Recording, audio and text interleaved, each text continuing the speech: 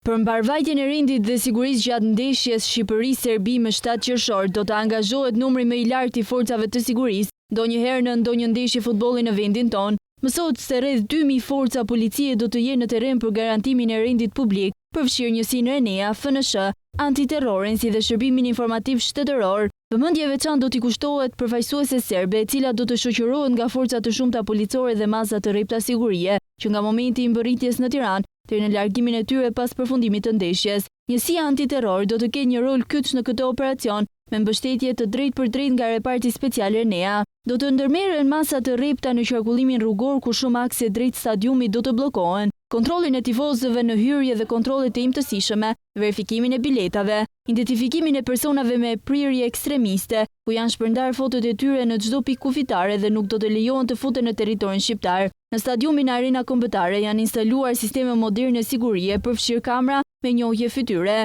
kamera të lëvizshme shtesë për monitorim në kohë reale, pajisje antidrone të vendosura përreth stadiumit për të shmangur çdo rrezik të mundshëm ajror, pushk special antidron që do të përdoren në rast të ndonjë kërcënimi nga ajri. Policia e shtetit ka hartuar një plan të detajuar kontrolli që përfshin verifikimin e hollësishëm të biletave dhe dokumenteve të identifikimit për çdo person që hyn në stadium, bllokimin e plotë të rrugëve që çojnë drejt stadiumit, prani të shumta të forcave të sigurisë dhe njësive antiterror rreth stadiumit. Ndërkohë është konfirmuar se do të ketë monitorim edhe nga ajri për të përballuar çdo situatë të papritur apo rrezik të mundshëm. Të gjitha mazat janë ndërmarrë në bashkëpunim mes Federatës Shqiptare të Futbollit, Policisë së Shtetit, SHish dhe agjencive të tjera të sigurisë.